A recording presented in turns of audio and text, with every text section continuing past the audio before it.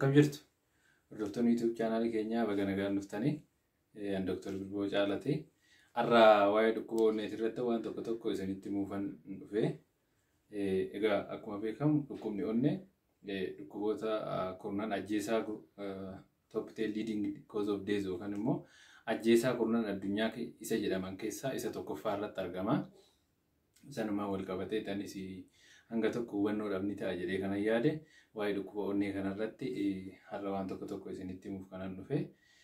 Kana dura ajjeesaa kurnan addunyaa yookaan immoo top 10 leading cause of death kan jedhaman irratti YouTube chaanaalii kiyya kanarratti viidiyoo jedheen ture.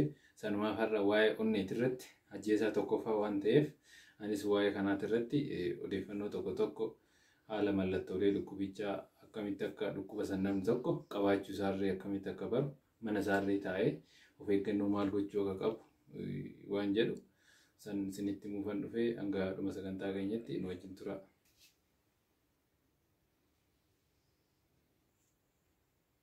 Egaa dhukkuboonni onnee dhukkuboota daddarboo hin taane yookaan non-communicable disease warra jedhaman san keessa jiru.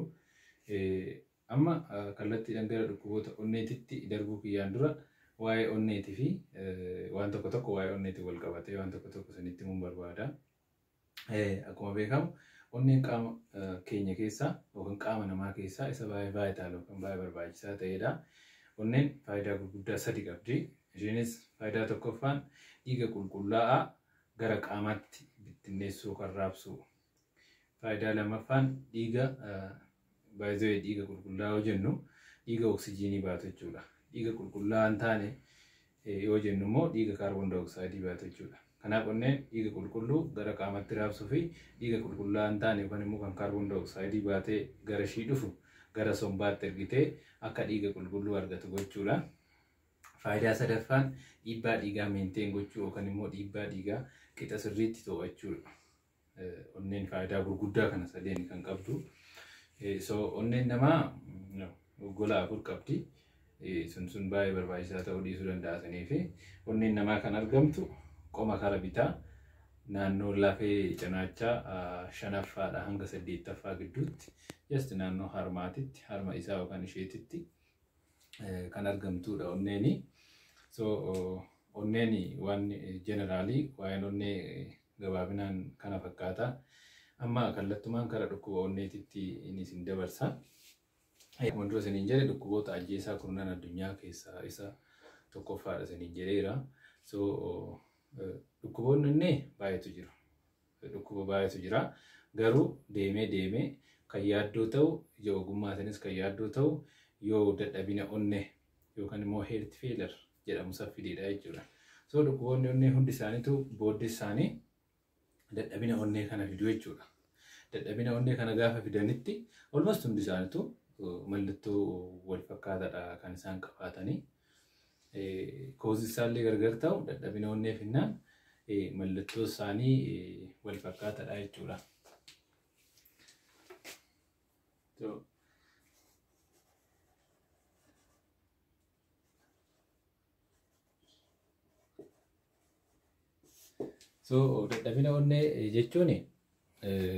Dadhabina onnee jechuun akkuma dura isiniin jedhe onneen dhiiga qulqulluu gara qaama hundaa raabsiti.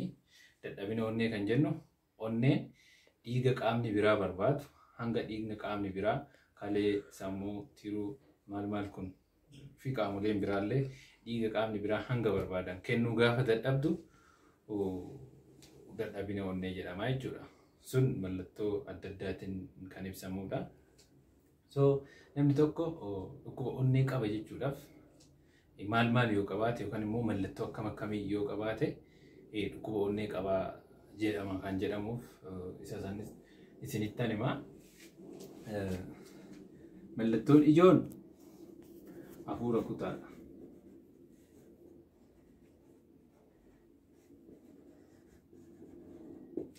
Mallattoo guddaan dhukkuba onnee hafuura kutaadha. Hafuura kutaan dhukkuba onnee kun yeroo baay'ee kan itti jabaatu yoo karaa deemu yookaan yoo sochii godhu itti jabaata. Yoo namni sun boqonnaa fudhatu immoo ni dhiisa jechuudha. Itti fura yoo boqonnaa fudhatu. Garuu immoo yoo dadhabbiin onnee sun sadarkaa dhumaa yookaan sadarkaa arfaffaarra kan gahu ta'e yeroo boqonnaatillee hafuura isa kutaa jechuudha. So hafuura kutaa yeroo sochii qaamaa jabaatee yeroo boqonnaa fudhatu itti furu yoo ta'e mooroof hafuura kutaa sun kan onneeti jechuudha. Inni biraa ukkaamsu halkan yeroo rafu ukkaamsu.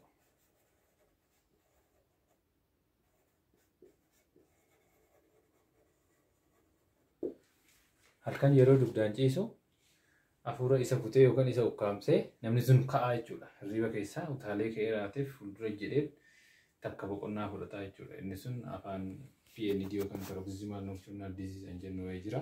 Dyspnea kan jennu jira. Isa san halkan yeroo dugdaan ciisan isaan ukkaamsa. Inni biraa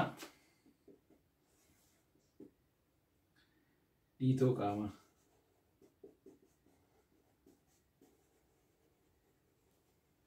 Dhiitoo qaamaa. Dhiitoon qaamaa kun kan dhiikoo qaamaa wanni fidu baay'atu jira.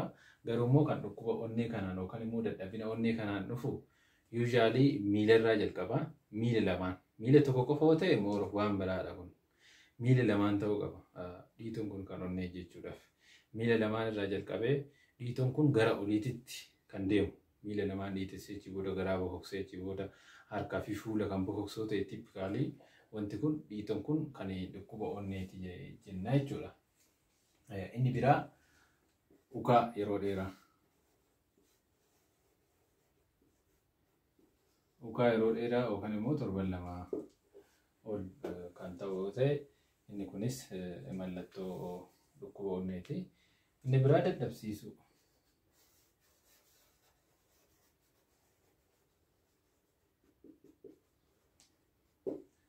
Isa dadhabsiisa. So mallattooleen kunneen dhukkuboota biraatiin illee ni dhufu. Haa ta'utii garuu kan onneeti jechuudhaaf mallattoon kun kan onneeti yookaan onneetu kana fide jechuudhaaf irra caalaa mallattoon lamaan maalidhaa? Yoo namni halkan sababa ukkaamsuuf jecha boraafatu kan duratti caala of jalatti tuulee lamaa fi sanaa ol kan boraafatu yoo ta'ee fi yoo sochiin qaamaa godhu hafuura kutaasaa yeroo boqonnaa kan itti furu yoo ta'e mooroof wanti kun kan onnee irraa kan dhufe jechuudha. Mallattoo dhukkuba onnee ta'uu danda'aadha kan jedhamee yaadamu. Hanga kana yoo hin jenne waa'ee mallattoolee onneeti irratti maal gochuu qaba kan jennuufi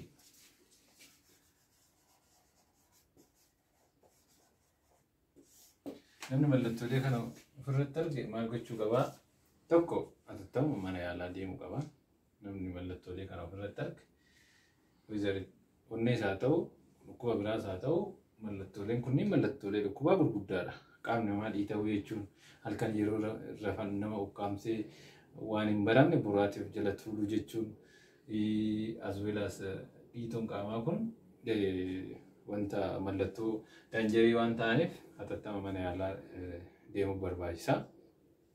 Haa ta'utii garuu mana yaalaa deemee namni sun mirmaraan adda addaa godhamee fi dhukkuba onnee qabaachuu akka qabu yeroo itti mutti dhukkuba onnee ta'ee ulaagaalee qaba.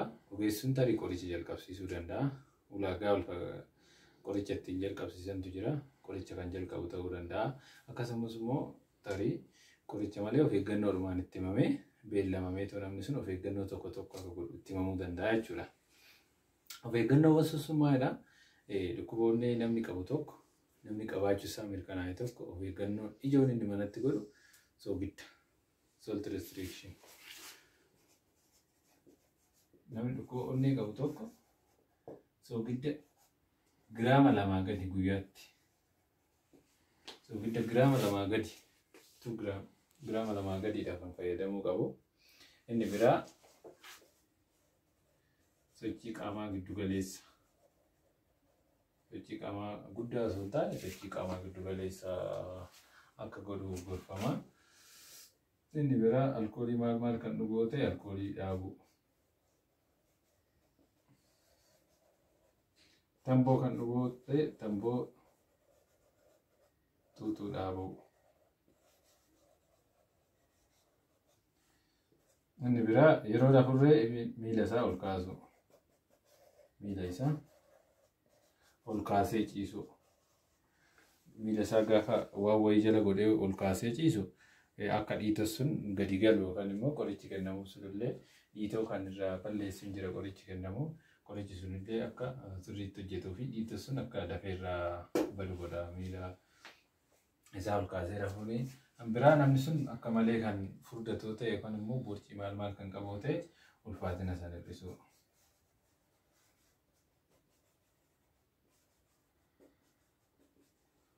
Ulfaatina hir'isu.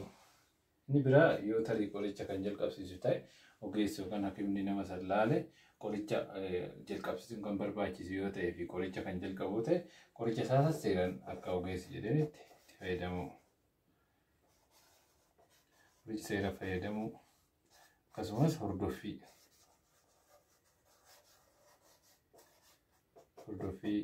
kan qoricha jalqabu ta'e dirqama barbaachisaa waan ta'eef hordoffii godhuu qaba jechuudha namni kun.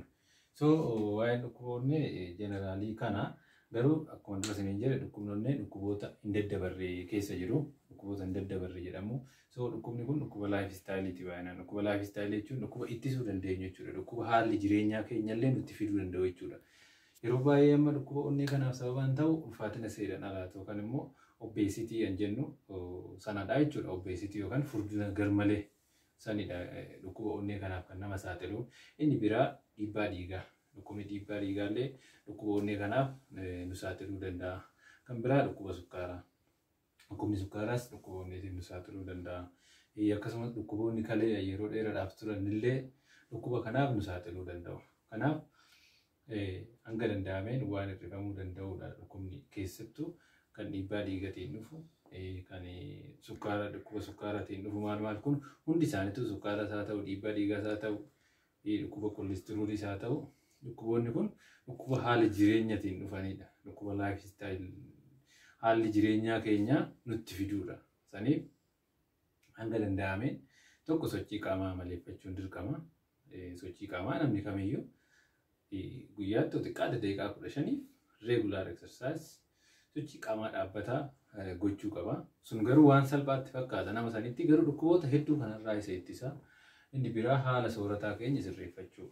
Namni kamiyyuu hanga isaa danda'ameen waan cooma, waan dhadhaa, wanta faatii qabu lagatee wanta more fruit and vegetable yookaan immoo kuduraa muduraa fi waan akka avokaadoo fi waan biqiloota ta'e yoo fayyadame bareedaadha.